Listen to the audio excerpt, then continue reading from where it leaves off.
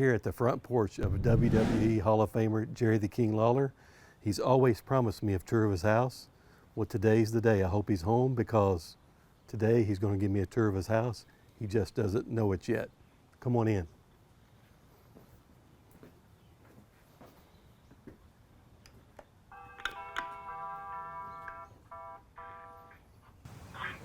Hey, can I help you? Yeah, Jerry, this is Barry Aycock here for the tour. Barry Aycock? What are you doing here? You've always promised me a tour of this house. Today's the day, King. Okay, hang on. Surprise, surprise. Barry Aycock. Why didn't you call me and tell me you were coming?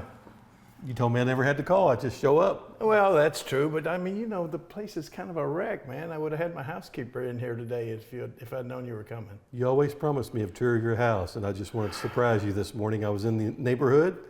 Today's the day. Today's the day for the nickel tour. Well, I got a minute or two. Oh, I want the big tour. Oh, the big tour.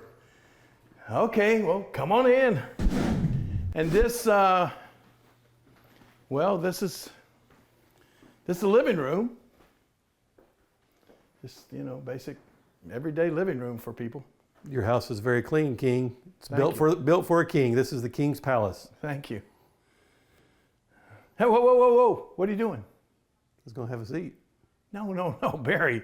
This is one of those living rooms that you don't ever sit down in. It's just for show, you know. Everybody has one of those, don't they? I think they do. Everybody's got one of those. My and fault. I certainly do. Yeah, don't sit on this furniture, man. It is. Can you imagine that? It is pristine. But I do, this is kind of, my theme of this room is sort of you see all the angels and that sort of thing. It's kind of, it's sort of like not necessarily a shrine, but some remembrances of my family, my dad and mom and my brother Larry and his wife Kay.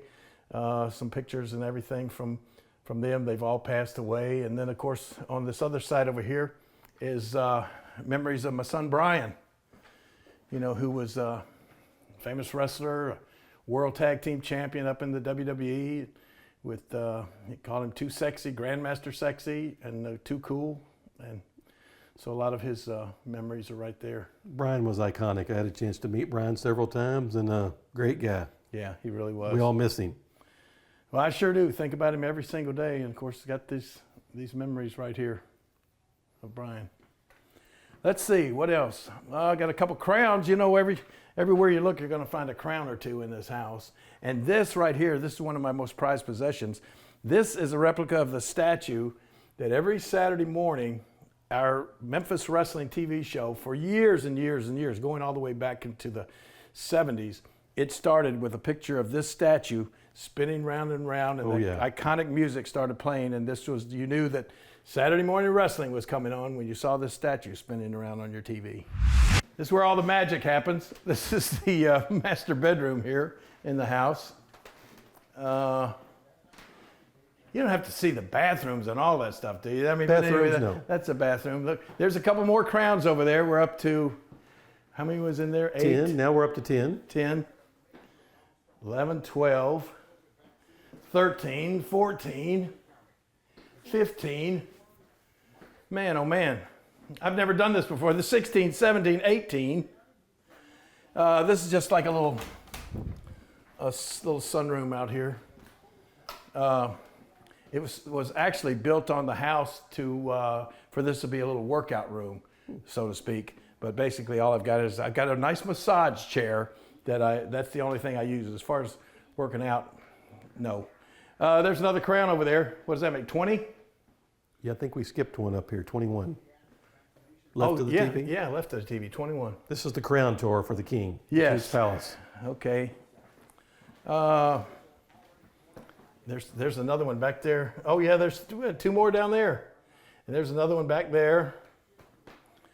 Oh my gosh, there's one right over the tub. The king's throne right here. What? The king's throne. That's one of them.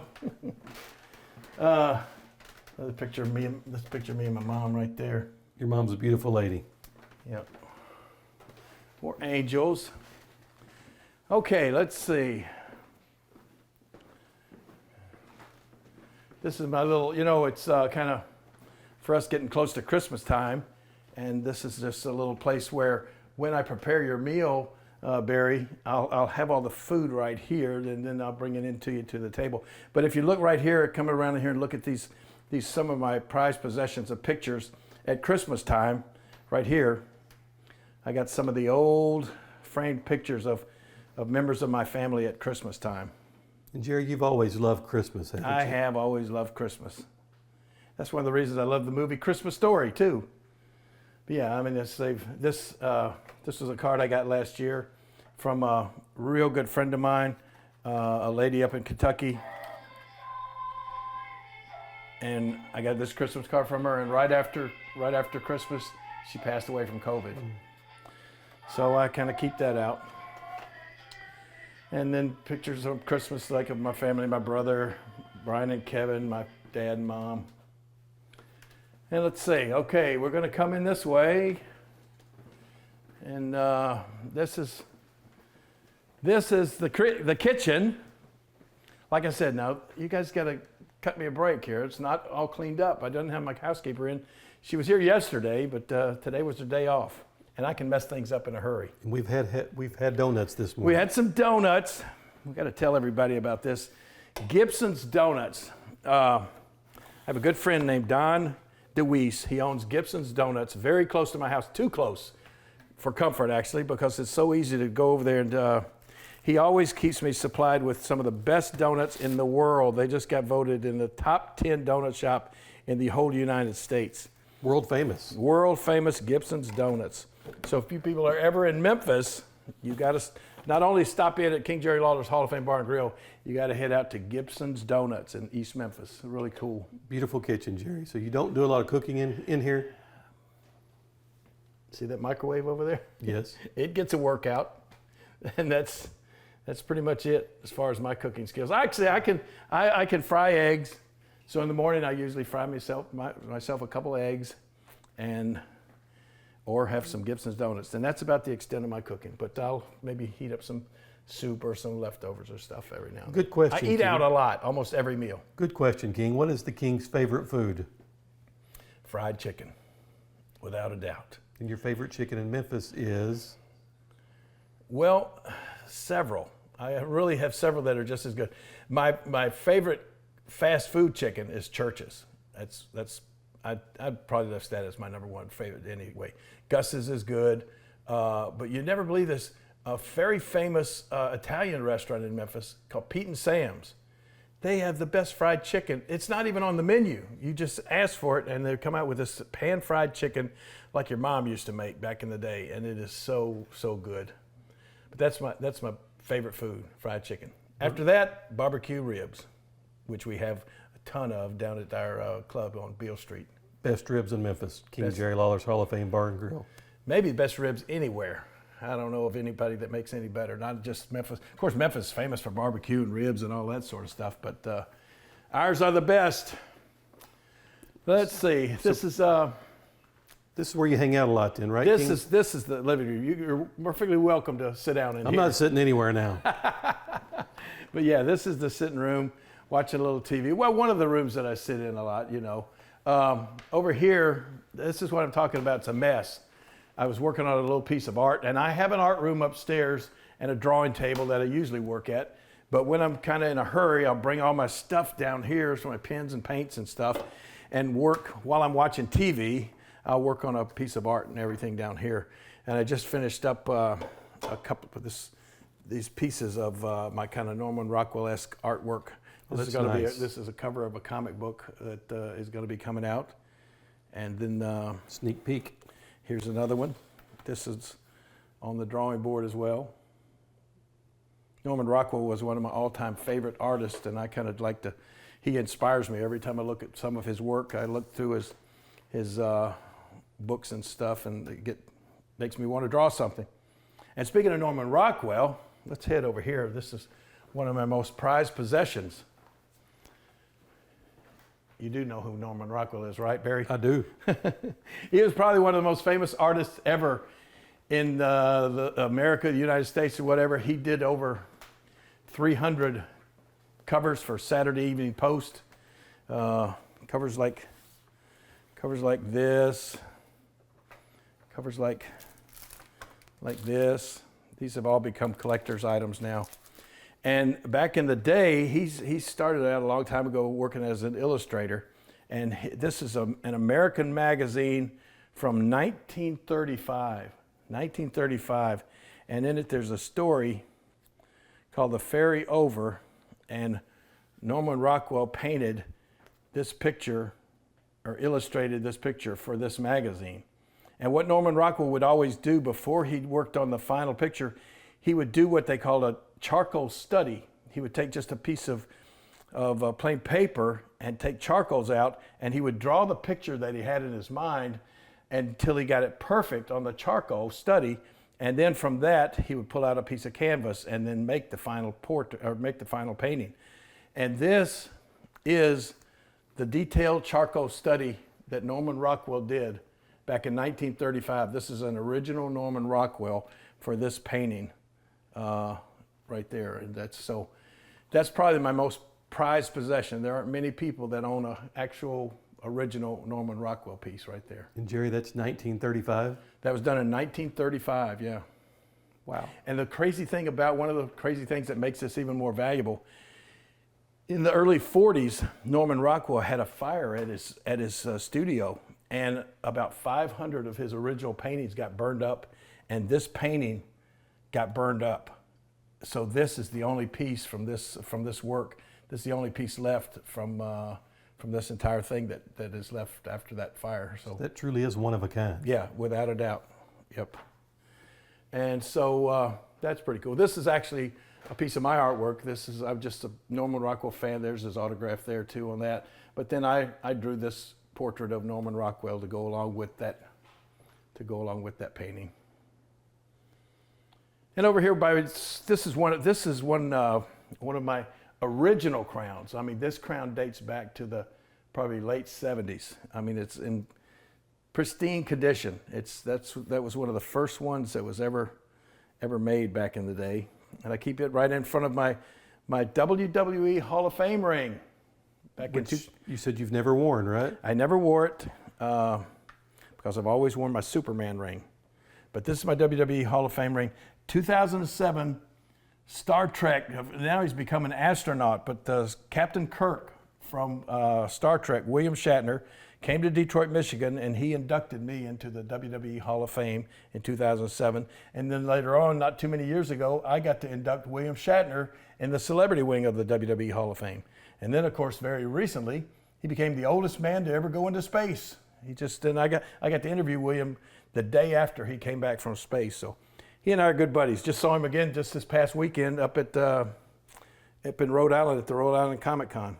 Okay, now once again, I got to apologize, you guys. If I'd known you were coming, I would have kind of straightened things up. But I've actually run out of room. This is my art room, and of course, all of these art books and stuff are, oh my gosh, they're just, I don't know, just all kind of books that you would use, to get inspiration from, and artists' books and stuff like that. And I got some little pieces of work from some of my favorite artists. This is by Neil Adams. Look, it says, for Jerry, one of the family, Neil Adams. He's probably the preeminent Batman artist that worked for DC Comics still to this day. Probably your favorite Batman artist ever. Jack Davis. This is a piece from Jack Davis. Everybody has seen Jack Davis artwork. He's done stuff for every magazine, book, and everything that you can think of. That's signed by Jack. He was cool. So Jerry, how many book covers, comic books have you actually sketched or drawn for people? I mean, I see Zorro there. That's kind of an iconic cover and for you. Here's the actual, this was for Dynamite Comics. This is the actual comic book. That's the cover that I did. And down in the office, we'll go back in a minute and I'll show you the actual original oil painting of this that I did for that comic book. This is one of the iconic covers, Zorro. What year was and this? And the first, I don't know, not all that long ago. Then the first two WWE comic books that came out, I did the covers for both of those. And I recognize this one, King. This is a #1 bestseller right here. Yes, it was on the children's bestseller list. It's by Mick Foley, called Christmas Chaos. And it was funny, Mick had written Mick had already written his life story, and they published that, and it went to #1 on the New York Times bestseller list. And then he got the idea to write a children's book, and so he came up with a great story. As you see, it's called Christmas Chaos, and the book company started doing the illustrations on it, and they sent some samples to Mick, and he wasn't really crazy about the artwork. And he called the people at the book company. He said, you know, Jerry Lawler, who works for the company, is a really talented artist, and you guys might want to check with him because it'd be a great tie-in. You know, you got the wrestler writer and then the wrestler artist for the book. So they got in touch with me, and they said, Mick wanted us to call you, and they said, our only problem is we've got 16 days is the deadline. All this artwork for this entire book would have to be done in 16 days. And you done this in 16 days. I got it all done in 16 days. You pulled some all-nighters, didn't you? The cover and everything, yeah. So yes, I was working day and night on this thing. But it turned out really good, yeah. And it's getting close to Christmas, so we'll give Mick Foley a big shout out here. You need to get this for your kids for Christmas. Yes, actually. You That's a good book. probably have to go online to find that, but you can find it on Amazon or stuff, or eBay, especially eBay. Christmas Chaos. So King, the last time I visited with you about 3 weeks ago, you told me you had this cover to do for a comic book. Yeah. I think you showed us a picture of it earlier. Yes. But you were kind of procrastinating. So do you put pressure on yourself when you're doing this? Procrastinating? I'm the worst. I'm the worst. I wait till the last minute on everything. And one of the main reasons is I don't like to start something and then stop and then come back to it later and spend 3 weeks on something that I could actually do in 3 hours. I like to wait till I can find the time to start and get it finished. So that's why I wind up usually waiting so long on all of this kind of stuff. This piece down here was the cover for a WWE Christmas DVD. I remember that. Yeah. That piece up there, I did that back in 1998. I did that for the Boys and Girls Club of Memphis, and they made Christmas cards out of that, and they wound up selling $35,000 worth of Christmas cards that year went to the Girls and Boys Club of Memphis. $35,000 worth of Christmas cards. Cool. I've seen that card before. It looks like, King, you like Santa Claus. I like Santa Claus. I love Christmas. We talked about that before. This is like a Norman Rockwell-esque version. Norman Rockwell did a Santa Claus like this, and this is an Haddon Sunbloom Santa. He was the artist that does all of the Coca Cola Santas throughout the years and all their advertising. Santa Claus and Coca Cola, two of your favorites, right? That's exactly right. Let's see, what have I got here? Oh, that's some old pictures. I want to get in there and show you some of that stuff later on. But yeah, and also another favorite artist of mine was a guy named Frank Frazetta. And Frank Frazetta was kind of a fantasy artist. I did these pictures based on paintings by Frank Frazetta. And so even the Zorro painting was based on, here's the fantasy art of Frazetta.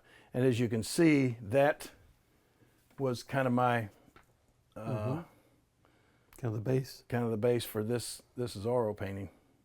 Frazetta. Frank Frazetta, yeah. And I got to meet Frank up at his house. He lived in the Pocono Mountains up in Pennsylvania, and I got to go and meet him and hang out at his house. He's got a beautiful museum up there. And then I met his son, and I got to hang out with his son, and have become real good friends with him. Okay, here's a couple of my favorite rooms. This, as you can see, is the theater room. You have to have a ticket to get in here. Gotcha. See that? Ticket? Anyway, I'm going to let you guys in without a ticket. Thank you. This is the movie room. Come on into the movie room.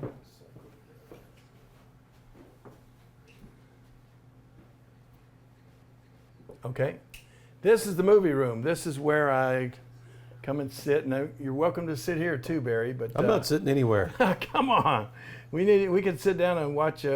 We could watch the Cleveland Browns. As you see, I got representing the Browns all the time. We could watch a Cleveland Brown replay. I've got the last game on tape there. We can sit and watch that. But this is where I come and watch the Browns games or sit and watch a movie. Just had a friend over to watch a movie here the other night. We can watch A Christmas Story. A Christmas Story, yeah.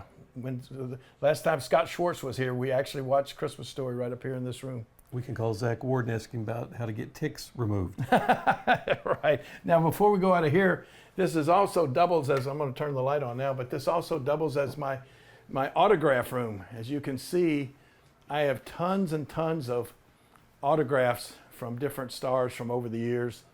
Some that I got to hang out with, others that have passed on before I got the chance to meet them, but it just all kind of cool stuff. Everybody was a big fan of, oh gosh, the what was their names? Everybody was a big fan. I can't remember the name of the gangster. The Sopranos. What the heck? I was trying to think of his name, but anyway, yeah, the Sopranos got all their autographs here. There's Archie Bunker. Archie Bunker over there. The Beatles. You can't find autographs of the Beatles just everywhere. There's Clark Gable and Vivian Leigh from Gone with the Wind. One of my all-time favorites, if you've ever seen any of his movies, was W.C. Fields, great comedian. And Rodney Dangerfield. Oh my gosh, I got to meet Rodney Dangerfield the day after I slapped Andy Kaufman on the Letterman show. Mm-hmm. And I got to meet him, and he said, "I'll tell you, Jerry, that was the greatest thing I've ever seen in my life." That was cool. Red Skelton. Then some people that I got to meet. There's Noel Neal, who was Lois Lane on the Superman show. There's Kid Rock and me. This is one of my all-time favorites right here. Eddie Haskell from the TV show Leave It to Beaver. There's me and Eddie up there. You just recently met Beaver and Wally, right? I sure did. Just this past weekend, I got to meet Jerry Mathers as the Beaver and Tony Dow as was Wally. And yeah, they were great guys. And you sent me a text, said your life's complete now. Yes, you met the Beaver. That made my day. I mean, they didn't look exactly like they used to back in the 50s TV show, but it was really fun to meet those guys. Another two of my favorite autographs up there at the top are Boris Karloff and Lon Chaney Jr., Wolfman and Frankenstein. And I met Lon Chaney Jr.'s grandson at a Comic-Con, and he told me, that he said, and of course he was the Wolfman, he said, "My grandfather would have loved to have met you. He loved professional wrestling, and he would travel anywhere. If it was within 200 miles of where he was to a show, he would drive to go see wrestling matches." And there, of course, there's one of my heroes of all time. Me and Hugh Hefner. Hugh Hefner. Yeah, there's me and the girls next door, who were Hefner's girlfriends. Me and the Muppets. Yeah. I don't know if that's good to have a family-oriented picture of the Muppets along with Hugh Hefner there. Autograph picture of all this cast of Seinfeld. And there, of course, is pictures of me and David Letterman and Andy Kaufman, the infamous Andy Kaufman scene from Late Night with David Letterman. So we get to see this magical closet, though, Jerry. I've heard about this. Well, it's a mess, too. But anyway, this is a closet where I keep most of the shirts that I wore on Monday Night Raw and SmackDown. So these are screen-used. These are all garments. screen-worn garments on. Everybody knows I used to wear the bling shirts and all of that sort of stuff. But yeah, this is where I would keep them all right here.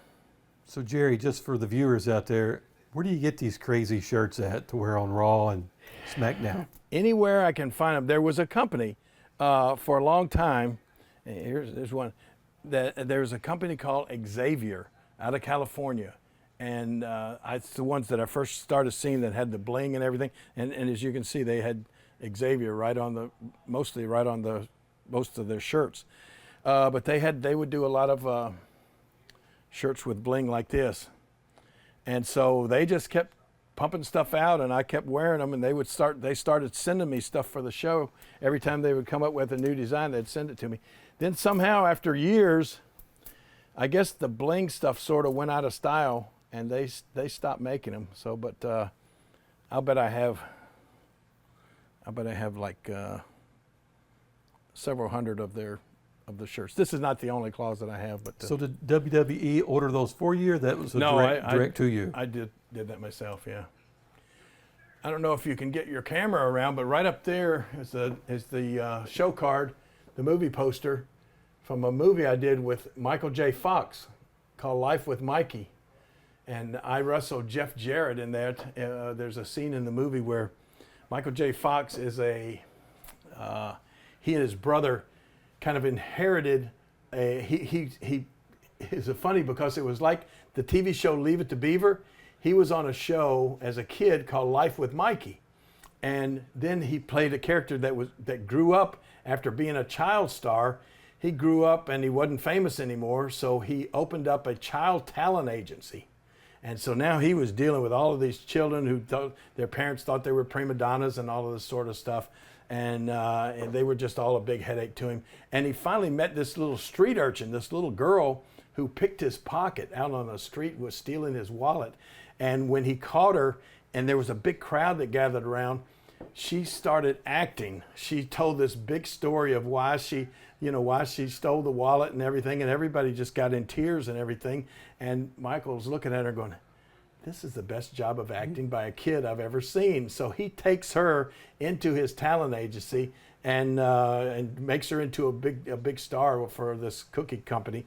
So, but anyway, he gets all the children together one day and he says, all right, for Ian's birthday, I'm going to take you to a special event. And they go, yeah. And he said, but you all have to be on your best behavior. And they went, oh. So then the next scene is he's taking them to a wrestling match. And they're all there going crazy and everything. And I'm wrestling. I got that mask on. Later on, I didn't even realize it, but later on it said in the credits that I was the lobotomizer in the movie. But then they have a nice scene of me wrestling Jeff Jarrett.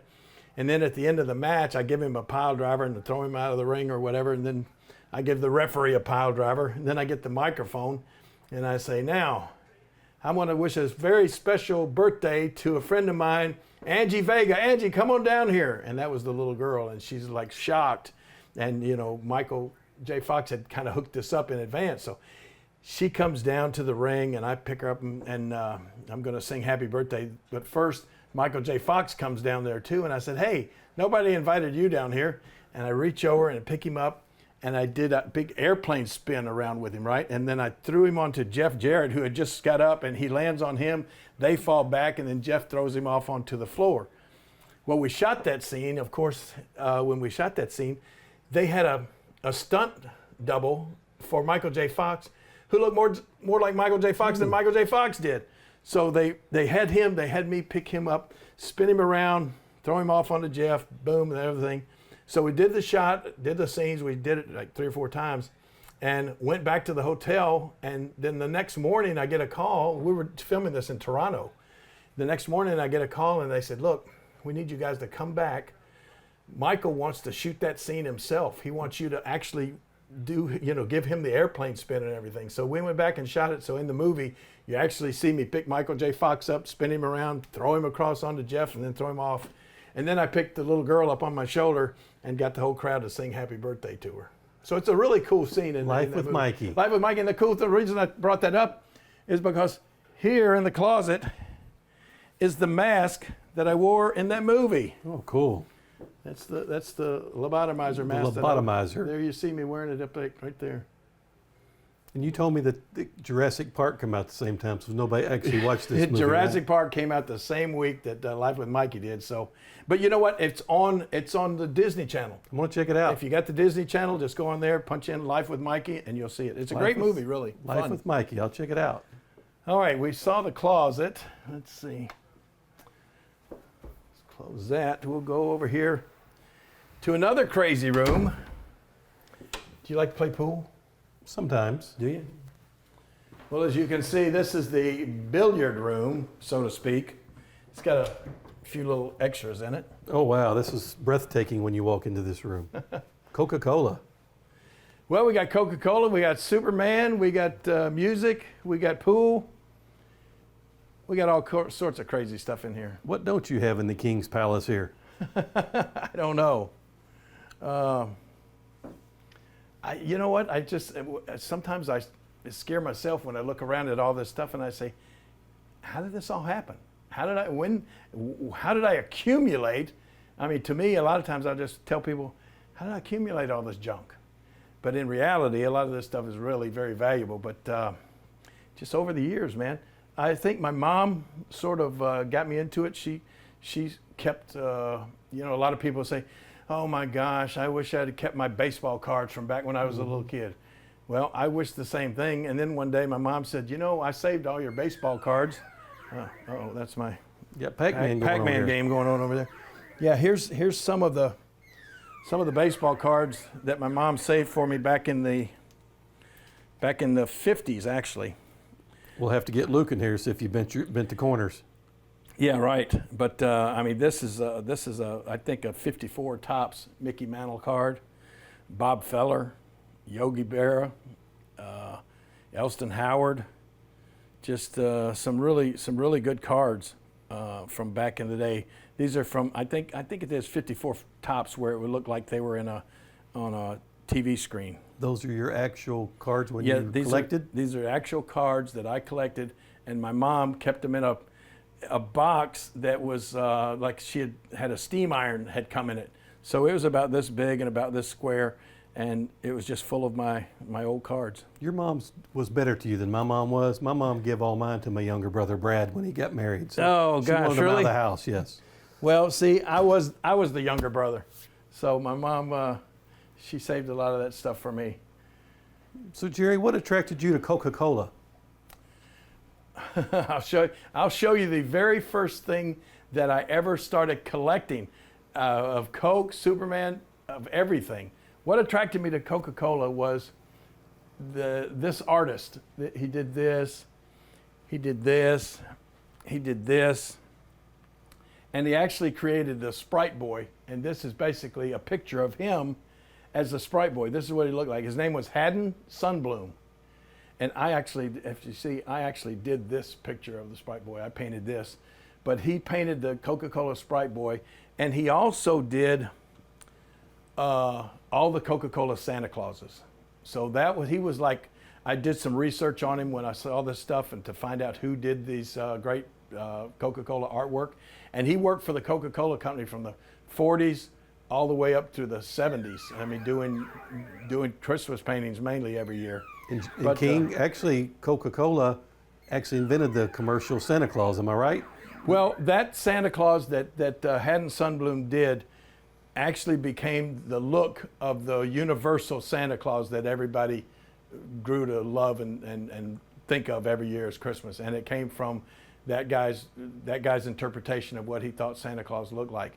But here was a piece of his art that I was walking down the street. I didn't have any of this, none of this stuff. I was doing a show in Philadelphia, Pennsylvania, and I came upon a little, it was called Antiquities, and it was an antique store. I've been there. And there in the window was this painting and this calendar art. And I just looked at that and I thought, oh my gosh, and this was the first time I knew about Haddon Sunbloom. He painted this piece of art, and this calendar, this month, was from the month and the year that I was born. November 29th, 1949. And I saw that and I said, this is like a sign. I've just come upon this, my birth date and my year. So I bought this, and then that started my Coca-Cola collection. And are you talking about Antiquities in Caesar's Palace? No, this was, well, I don't know if it was before that, but this was back in the, maybe late 70s when I found this. And that was the name of this, was just a little small place, but it was called Antiquities. And Caesar's Palace may have got their name from that place. But yeah, I do have, like that Coca-Cola sign over the jukebox, that came from Antiquities in Las Vegas. You know, there's a guy from Memphis that's the manager of that place. Yes, exactly. I know. Every time I still go out there, and I saw that Coca-Cola sign, and now it had been, it didn't come like that. They call those buttons. It didn't come like that. Somebody had done the neon sign part of it to make it look so great, and so when I saw it at the store in Las Vegas, I said, man, I would love to have that. I would buy that in a minute, but there's no way I could get it back to Memphis. And they said, oh man, we ship stuff all the time. And I said, yeah, but that neon, that would never last on a trip to Memphis. And they said, trust me, we can get it there untouched. And so I bought it, and like a few days later, I didn't live at this house, I lived at a different house. A few days later, all of a sudden, truck pulls up, UPS guy gets out and he's got this huge, I mean, you see how big that is. Well, it was like double side of that, the box, a big wooden crate like this wide. And so I said, I want you to stay with me while we open this, the driver of the truck. So we pried it all open, we get it all down, then the styrofoam, we get all that off, and then we finally get down to where we opened the final box, and there it was. Every bit of the neon glass was broken and smashed all to pieces. So I called them up and I said, guys, my neon sign just got here and it's smashed all to pieces. And they said, oh my gosh. They said, trust me, we'll find somebody, we'll get it fixed. And so, like I said, this was probably in the late 70s or early 80s. And they called me back and they said, listen, there's a neon sign company in Memphis that says that they can fix that. And so I take it over, it was Balton Sign Company, and I met this gentleman. It turned out to be a cool story that after I met this guy, the newspaper and TV stations came out and did a full-page story on this guy. He was one of the last neon sign artists in America. I mean, that would actually blow the glass and do all of this stuff to form this neon work. And the crazy thing was, he was a deaf mute, and you could only communicate with him by sign language, and somebody at the company, could do the sign language and communicate with him. And he put it back together and just made it perfect. And then, of course, like I said, the TV station and the newspaper did a big story on him. And he's passed away since, but that was a cool thing. But that's a whole nother story, Jerry. You're making me remember. Didn't you work at Balton Sign Company? I did. I used to work at Balton Sign Company, so that was like crazy when they called me up and said, there's a neon artist at Balton Sign Company. It's one of your first jobs, right? It was, designing signs. We'll talk about that later, but tell us about this really cool, awesome Coca-Cola table. All right. Of course, you see the Coca-Cola chairs and all this sort of stuff. These chairs are from like the 60s. But I have a condo down in Fort Myers. Before that, I used to have a condo on in a little island called Sanibel Island. Sanibel and Captiva, right off of Fort Myers. And there's a fabulous restaurant at the end of Captiva Island called the Bubble Room. And I guess the reason it's called the Bubble Room is the entire decor of this restaurant is Christmas, Coca-Cola, and Hollywood themed. I mean, every inch of the walls, and that's another way I guess I got some inspiration for my house here. Every inch of the walls in that restaurant are covered by pictures of Hollywood movie stars, memorabilia, Christmas, and Coca-Cola stuff everywhere. So you were in heaven there. I was in heaven there. I still go there, eat every time I go down there. But the cool thing about it, every one of the tables that you sit at is not just a table, but it's like a shadow box. There's just like what this is. It's a table with a piece of glass over the top, and down inside the table are all sorts of antique artifacts, and theirs are all involved Christmas, whatever. Well, that's where I got the idea to put this table together. So I went to a wood. I don't even know what was the name of the place, but over on Summer Avenue, and they cut out this special table, and I told them the exact measurements I wanted for it. They cut this table out and put the bottom in. Then I got the glass cut the exact size that I needed, and then I started putting together all of the stuff and all of the memorabilia inside there, all the way down to even at the bottom of all of these artifacts that you see, the very bottom are different Coca-Cola ads that I cut out and placed in the bottom of this thing. Then I started putting in all of the antique artifacts. Then I put in all of the Coca-Cola cards all the way around the edges. And then after I got all of that assembled, I put the glass on the top, and this was my Coca-Cola table that before I moved into this house, this was our dining table for years. Well, Jerry, as you know, my wife shares your passion for Coca-Cola. She would probably trade me for this table. Oh, really?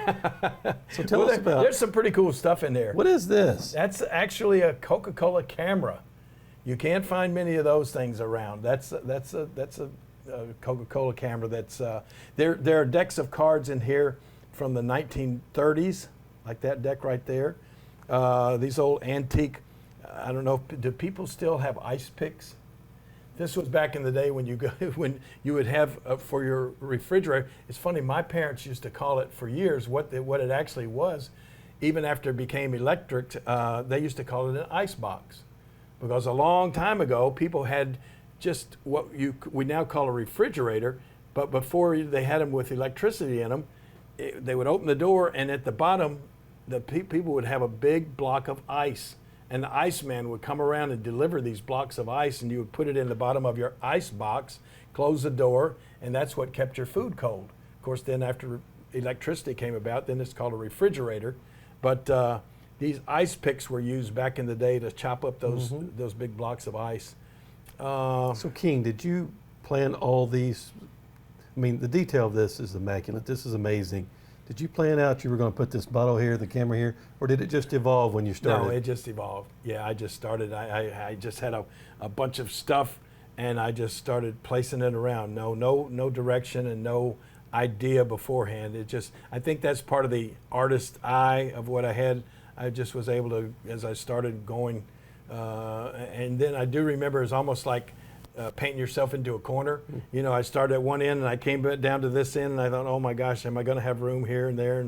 But then I just had a lot of little small objects that I started placing around to fill up the different kind of spaces. So when did you put the last piece in? Did you it's finished?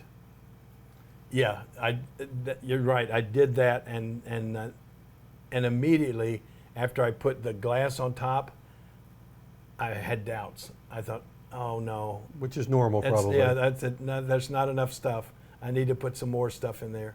And I had to go to sleep on it, and then wake up the next day and see it again the next morning in all its glory, so to speak. And then I thought, no, that's pretty good. I don't think I can improve on that.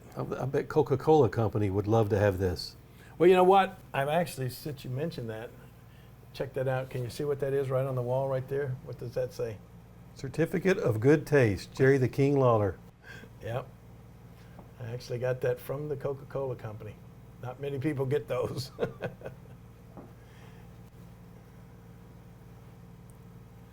But anyway, yeah, then of course the Superman invaded here as well.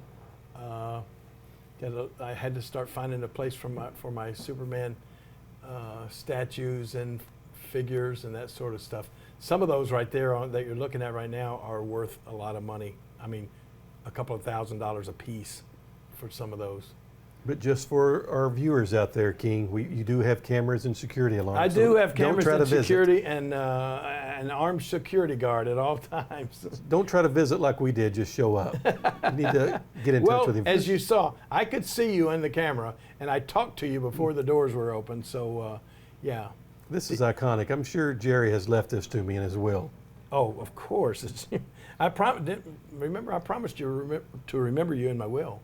Yes. And when I get to page 7, it's going to say, to Barry Aycock, who I promised to remember in my will. Hi, Barry. I would probably have to have a will after this because my wife would get rid of me to keep this. Oh, no way. She would love this. No, Michelle would never get rid of you. But yeah, I'm proud of it. It's really cool. You should be. It's amazing. And it's being overlooked by old Elvis. This is one of the few pictures of Elvis playing a double neck guitar. He only did that at one concert, and for that picture and everything, or actually in a movie. So King, do you have a lot of Elvis memorabilia? No, not a lot. I was I don't know, a pretty good Elvis fan. I got to see Elvis once in 1956 when I was just a little kid before we moved up to near Cleveland, Ohio. There used to be a chain of drugstores called Cat's Drugstore, and there's a big black cat on the logo. This was before Walgreens.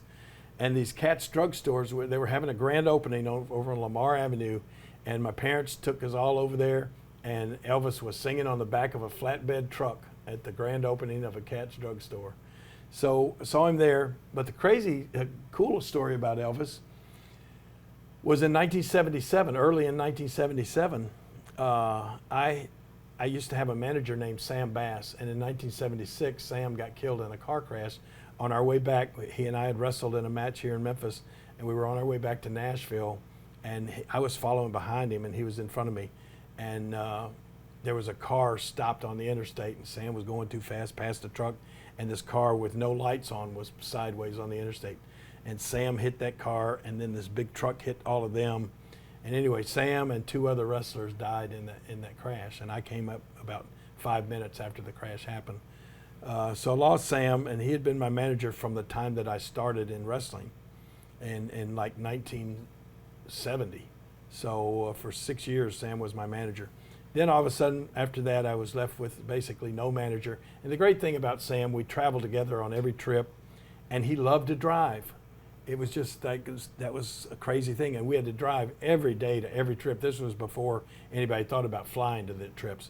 We drove every day to, we would live in Nashville. We drove down to Memphis, 200 miles, wrestled, 200 miles back home. The next day was Tuesday. We drove from Nashville to Louisville, Kentucky, about 175 miles, wrestled, drove back home. Next day, Wednesday, we drove to Evansville, Indiana, another 2.5-hour drive. Wrestle, drive back home. Thursday, Lexington, Kentucky. Friday, all the way down to Tupelo, Mississippi. Then we'd come up and spend the night in Memphis because we had to make the TV the next morning, and then we'd do that and then drive back to Nashville that night. So it's just a ton of driving in that day in the territories. And Sam loved to drive, and so it was a match made in heaven because I hated to drive. So we'd make all these trips, and Sam would drive them all. So once he died, I was looking for somebody to not just be a manager in the wrestling shows, but somebody that would help me drive. So we came across this guy named Mickey Poole, and he was Mickey was unique. Not the sharpest knife in the drawer, but he could still cut you. But he was just he was a kind of a goofy guy. You could only believe about half of what he said. But he loved to drive. And so we hooked him up, and he became my, we didn't call him a manager because it would have been an insult to Sam. We called him a valet at the time. He was just there to do, get my ring jackets and accompany me out to the car, out to the ring, and if I needed a chain or something, he'd be on the outside to throw it to me. But he drove every trip. So one day we're driving to Louisville. This is in early '77. And Elvis was big into, this is right when he got big into martial arts. And that was one of the ways he lost, he kind of split up with Priscilla right there, and he was dating Ginger Thomas or somebody. And they were big. Elvis was going to karate school with Congaree here in Memphis, and everybody knew that he was real big into that. Pictures of him all over the place doing karate and judo and everything. So we're driving to Louisville, and Mickey's over there driving, and an Elvis song came on the radio. And I just said, man, you know what, Mickey? Because they had just had, not long before that, they just had a match between Muhammad Ali and Antonio Inoki, a wrestler and a boxer, and they got all kind of big publicity. So I told Mickey, I said, man, it would be so cool if we could get a hold of Elvis some kind of way. And I knew that Elvis was a wrestling fan when he, back in the 50s, he used to go to Ellis Auditorium and sit on the stage and watch the matches through the curtains instead of being out with the fans. So I told him, I said, if we could get a hold of Elvis Presley some kind of way and book a match with me against me, the king of rock and roll, the king of wrestling, and clashing wrestling against martial arts at the Mid-South Coliseum, I said, that would sell out unbelievable. And it, just like so casual, he said, well, I'll tell my brother to ask him about it.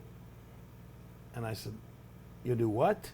And he's driving. He said, yeah, my brother Eddie, he's the president of the Elvis Presley International Fan Club. He said, and it has been for like 7 or 8 years. And I said, how have I never heard that? He said, he hangs out at Graceland all the time. There's a little guardhouse out there that Elvis's uncle, Vester Presley, would work at. And he said, yeah, he hangs out there with Vester all the time. He said, he can get word to Elvis about that easy.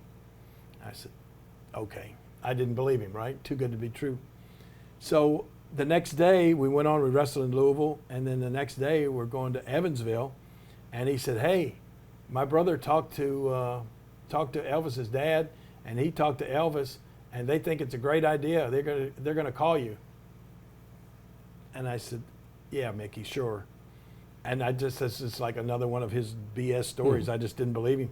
So the next day, going to Evansville, Indiana, that day, as a matter of fact, when he told me he's going to call you, I get home that night from Evansville, and this was before cell phones, right? I get home from Evansville, and my wife, I was married at the time, my wife said, "You got a call today from a guy that said he was Vernon Presley, Elvis's dad." And I looked at my wife and said, "Are you serious? What did he sound like?" She said, "Just an old man that sounded real Southern." And I said, "Wow." And I said, "Well, did he leave a message?" He said, "No, he just said he'd call back tomorrow." So I waited and waited around the next day, and finally I got time, like 3 o'clock. I had to leave to go to the next town, right? So I left. I get back home that night, 1 o'clock in the morning. My wife said, "That Vernon Presley guy called again." I said, "Oh my gosh, I wonder if that's really him." And she said, "He said he'd call back tomorrow early." And I said, "Oh, great." So I get up the next morning, 9 o'clock. I'm just sitting looking right by the phone. And about like 10 o'clock in the morning, phone rings. I answer it. "Hello?" He said, "Jerry, this is Vernon Presley down in Memphis, Elvis's dad." And I don't think I could even speak for a couple minutes. I said, "Yes, sir." And he said, "Well, Eddie Poole," I mean, he really knew him. He said, "Eddie Poole told us about your idea, and he said, Elvis loves it."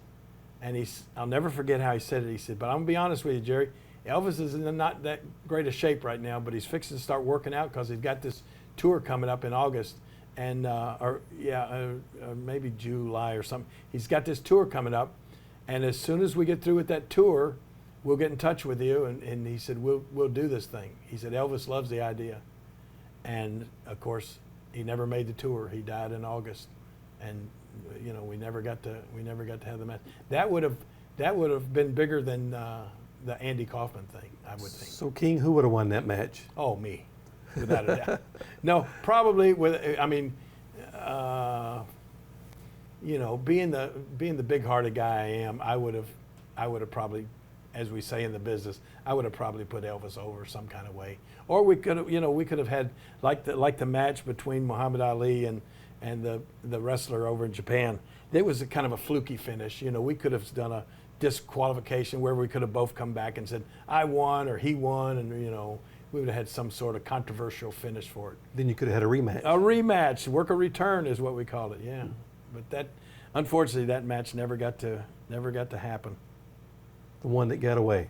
Yep. And that would have been like closed circuit. There wasn't pay-per-view back then, right? No, yeah, I guess you're right. It was called closed circuit before pay-per-view because they did show, we did show the Muhammad Ali and Inoki match at the Mid-South Coliseum on closed circuit TV. You're right. And they was just be on a big screen and people came in to see it there. But yeah, that would have been big. The funny thing was, before Elvis passed away, he was certainly a big deal, but not as big as he became. He wasn't as big in life at that time as he was in death.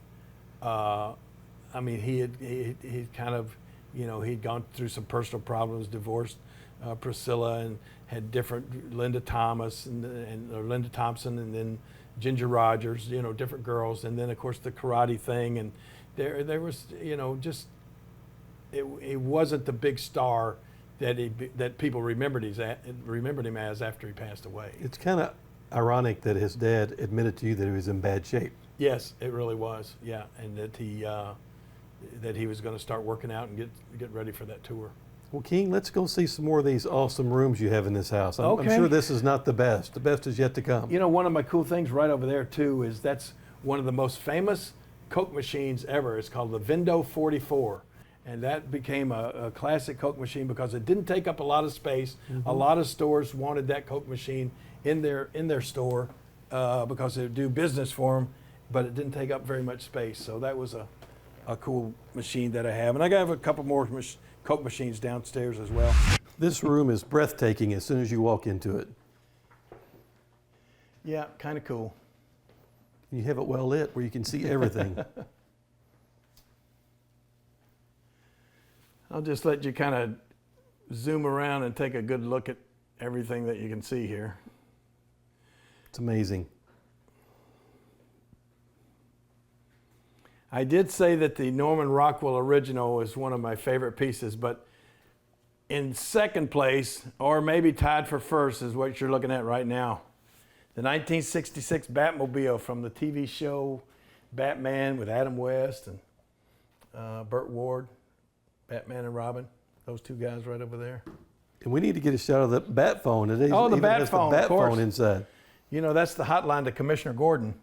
But this car runs. You drive it in Memphis all the time. Of course, I drove it down to the gin show. Parades. I drive it around, parades, and all sorts of different things. I'll probably get it hooked up. I'll start checking around now. They ask me every year. Of course, they have the Memphis Christmas Parade. They have a Bartlett Christmas Parade, a Germantown Christmas Parade, Cordova. All the little areas around town have a Christmas parade, and just about every one of them will ask me to come and be the Grand Marshal in the Batmobile in the Christmas parade. The only problem is, as you can see, it's a convertible. There's no heat and no air in there. So in the summertime, it's miserable to drive, and in the wintertime, it's miserable to drive. So, But it is dependable. oh my gosh, yeah. It's cool. So, Jerry, this is a massive room of collectibles. Yeah. Is this like a lifetime of collectibles? Well, like I said, I started, I guess some stuff like the baseball cards and some little things that I've had my entire life. But most of the stuff that I started collecting after I got in the wrestling business in 1971, basically. And then the collecting really started around late 70s. Like this old Coca Cola machine right here. That Coca Cola machine, it was the first Coke machine that I found. It had been downtown. I mean, and I have not restored that or refurbished it or anything. It looked just exactly like that. And it had been in an auto body shop down on Union Avenue since the 1945. And that during the war, during the Second World War, there was a metal shortage. They were using all the metal to make tanks and Jeeps and sort of thing out. So they didn't have anything, they didn't have metal to make Coca-Cola machines out of. So if you look at that was a Westinghouse refrigerator. And they remodeled and refurbished old refrigerators and turned them into Coke machines back in the day. And it was actually a nickel machine before they upgraded it to a 10-cent machine. That's awesome. But yeah, that thing still works. And there's another old one. That one there is from the 60s, that Coke machine. And another jukebox. And this is a funny thing here that happens with, I hope I don't have this too loud right now, but let me see. If you can come over here and watch, this is so cool. I had a young girlfriend over here one day, and I turned this thing on, and she said, "What are those?" I said, UFOs. I said, "Records?" Yeah, so it turns around, and there it puts a 45 RPM record. Hey, wait a minute, man. Get these Indians out of here, man. This is not my... this is my song. Here we go. Some people call me bad news. Others say Cadillac Man. The Ballad of Jerry Lawler. I just say, get out of my way before I kick your can. I can pitch better than Catfish Hunter, hit better than DiMaggio, and I can run better than O.J. Simpson, wrestle better than Jack Briscoe. Hear those girls? Let me turn this I down. can sing better than Johnny Cash, dance better than old Fred Astaire. The girls that sang backup on there were called the McCarver sisters. And they were just real young when I recorded this song. And one of them was Carrie McCarver. She was the oldest.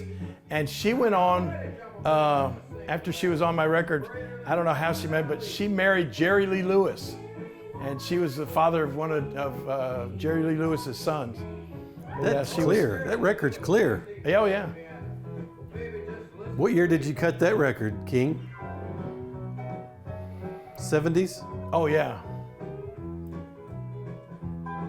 That was after Sam Bass, so it had to be, and I'd already met Jimmy Hart, so it was probably 78, something like that.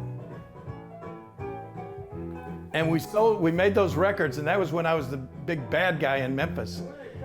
And the cool thing about that was we had like 1,000 records pressed up, and we sold all the records, and I'll bet at least half of the people bought the records to break them in front of me in the ring. I mean, I would be in the ring and somebody would come up and say, "Hey, King," and they'd break my record and they'd buy it over at the gimmick table, right? And I would lay down and I'd kick my feet and I'd go crazy and I'd get the microphone and say, "If I ever see somebody else break one of my records, I'll come out there and slap the taste out of your mouth." Boy, they lined up at the concession stand. I'll take a record, and they'd just come up and just break it and I'd just have a fit. So that's how you become a #1 bestseller. There you go. Yeah, my records were never released, they escaped. So we got all your crowns here. We got the Cleveland Browns. Cleveland Browns, this is cool. This helmet is signed by every member of the 1964 Cleveland Browns. That was the last team to win the NFL championship. Jim Brown, here's a picture of me and Bernie Kosar. Couple Jim Brown, classic Jim Brown cards, signed cards. Another Jim Brown helmet. Let's see. You got the Cleveland Indian Santa Claus up there. It's cool. Yeah, Cleveland Indian stuff. I got a lot of, there's a signed picture of Rocky Colavito. This guy, he was one of the most famous Cleveland Indians ever. I also have Bob Feller. Bob Feller was a great pitcher for the Cleveland Indians. Here you see him up there. He signed me a couple of baseballs. He signed a hat to me. And I said, "Bob, would you sign this hat for me?" He said, "Yeah, what's your last name?" I said, "Jerry Lawler." And he was just writing away, and I looked at the hat and it said, "To my friend Jerry Fowler." I didn't have the heart to say anything to him. Then somebody in Cleveland told me, said, "You know what's worth more than a baseball signed by Bob Feller?" I said, "What?" He said, "One not signed by Bob Feller." Apparently Bob lived so long that he signed everything in sight. But it was cool. And a lot of cool Superman and more memorabilia over there. King, this is the newest asset to your collection. Yes, Superman. the newest edition. What, that just came yesterday all the way from Texas. It sure did, yeah. My friend Tim Gardner, who is the I don't know if he's the president or whatever, but he has the International Superman fan page on Facebook. And he's got thousands of members of this, and he deals in all sorts of Superman memorabilia and everything. And he's got several of these at his home in Austin, Texas. And he got in touch with me, and so I bought this, and he brought it all the way up here. Him and his wife, you know, we went out to dinner, and they came and assembled this for me just yesterday. So this is one of my most proud pieces about Superman. And you had to have it. But what got you into Superman? Well, that's probably the reason that I wear this ring. I think when I look back at what got me into everything, it goes back to Superman. Because when I was 5 years old, that's when I first realized that I could draw and be an artist. And the first thing I remember drawing was Superman. And that was because the TV show with George Reeves, the old Superman TV show, look up in the sky, it's a bird, it's a plane, it's Superman. That show had just come out in the 50s. And I was mesmerized. I mean, I thought that was the greatest thing ever as a little kid. And so I then started to draw Superman. And what I envisioned at that time as a kid growing up, once I got in school and everything, I continued to draw. And I had just thought that one day I wanted to work for DC Comics and be a comic book artist, drawing Superman comics. So, and that's what I worked for throughout school. And finally, when I was a senior in high school, I sent some pictures that I had drawn to the TV station that I drew some pictures of wrestlers. I had always drawn superheroes, but then my dad was a big wrestling fan, and he and I would go to the wrestling matches on Monday nights, and I started drawing some pictures of Jackie Fargo and Tojo Yamamoto, and they became my heroes more so than Superman there for a while. And so somebody suggested, said, "Why don't you send some of those pictures to the TV station? They might show them on TV."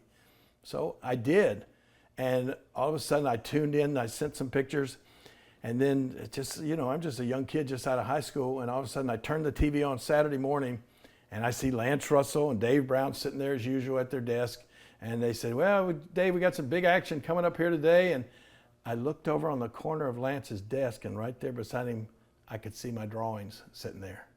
And I went, oh my gosh, I think he's going to show my drawings on the show. And sure enough, about halfway through the show, he said, well, Dave, let's talk about it. You know, they had a few matches, and then he said, Dave, let's talk about what happened the other night, or last Monday night down at the Mid-South Coliseum, or Ellis Auditorium at the time. What happened down at the auditorium? And he said, you know, to kind of illustrate that, we have some drawings that were sent in by, he looked at the back and said, young man named Jerry Lawler. And look at this artwork he did. I mean, this, you know, Tojo Yamamoto went against Jackie Fargo, and Tojo was the winner of that match. And I had drawn a picture of like Tojo giving a chop to Jackie Fargo, and Jackie Fargo was like splitting in half like this, right? And so, and then I had the results of another match. And so it was funny in the fact that they didn't used to send a camera crew down to show the highlights of the match. It was always just Lance and Dave would talk about what happened in the match. So all of a sudden, this was like something cool rather than just have two talking heads. They could show these little illustrations of what took place in the match. So I was like in heaven that they showed my stuff on TV. And then when the show was over, my phone rang, and it was Lance Russell. And he said, Jerry? And I said, yes, sir. He said, Jerry, this is Lance Russell, and I just wanted to call and tell you, everybody loved your artwork, and we were just wondering if you could do us some more next week. And I said, oh my gosh, absolutely. So anyway, I became like you see these courtroom artists, you know, when they wouldn't allow cameras into a courtroom, they have a guy that would draw pictures of what was going on. Well, I became like the ringside artist for the wrestling show. They didn't have to send a camera down there because I would draw what was taking place in the matches. So I did that several weeks, and that's how I became friends with Jackie Fargo, through my artwork that I started out drawing Superman, and then, you know, then that led into me getting into wrestling. So when I look back on it later on, and during that time also from my artwork, I won a full tuition commercial arts scholarship to the University of Memphis, started going there for the first year, but that's when I had already met Jackie Fargo, and then after that first year of college, through the meeting of Fargo, I got into the wrestling business. And I'll never forget, he told me, he said, I used to beg him, say, Jackie, just let me go in there one match. Just let me try one. Just throw me in there on Saturday morning against the main guys and just let them beat the crap out of me. I don't care. I just want to try it one time. No, kid, you're too good an artist. Stick with being an artist. I said, please, just one time. I promise you, if you just let me try it one time, I won't bother you again. I'll go back to being an artist, and I won't say another word about it. And the rest is history. The rest is history. 51 years later, I'm still climbing in the ring. But at least I've come full circle. I still do a lot of artwork along with that. You know, I never let that. And it all goes back to being a kid that wanted to draw Superman. And wrestling was the way for you to be a superhero, right? Well, you know what? I never really thought about it. I've had a lot of people say that, but I never really thought about it like that. But when I look over here, when I look back at some of the robes that I've had designed that I wrestled in through the years, as you can see, there's a little bit of superhero design in those different capes and stuff. Like, who cannot put something like this on?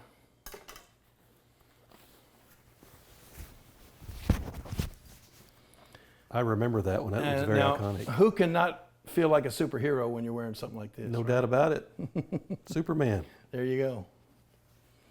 So, yeah, I mean, like I said, I like to, I don't know if it's a loyalty type thing or whatever, but, you know, I just like to remember my roots.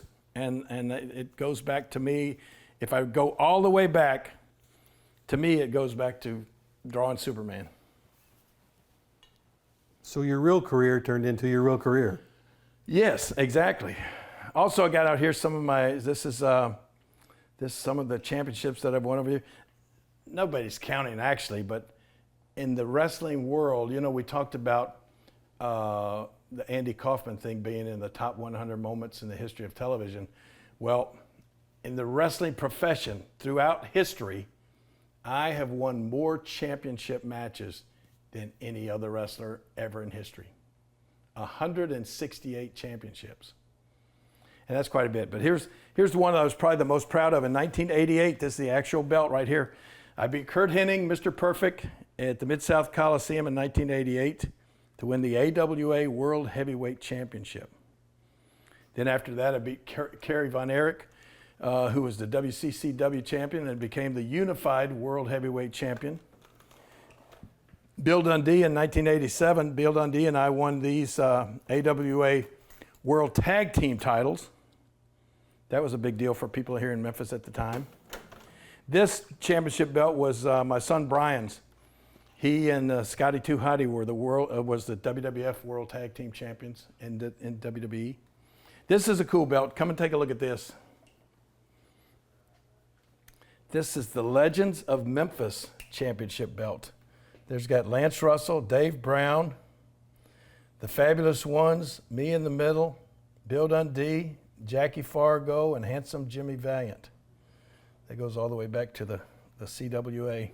You know, King, these are iconic belts, but when I was a kid watching wrestling, I thought these belts were like, there's $1 million worth of gold in these belts. I thought they were very expensive belts at the time. Well, in actuality, when you talk about expensive, they certainly weren't $1 million worth, but the actual belts that they use on TV, they would be over $1,000 each, $1,500, $2,000 each on those things. And one of your good friends who I've met with you before, Dave Milliken, made a lot of those belts. He makes a lot of the WWE belts, absolutely. And you can get a hold of David, and he makes great replica belts for anybody now. Any kind of championship belt you'd want, he can get it done. Well, King, we really appreciate the tour of your house. I'll call next time. Okay. But I'm not going to tell you to get a bed ready for me like some of your guests do, okay? Oh, yeah, you're right. You're right. But we really appreciate you sharing your morning with us here in Memphis, but thank you very much. Barry. Truly Thank an you, honor. man. Thank you. My pleasure.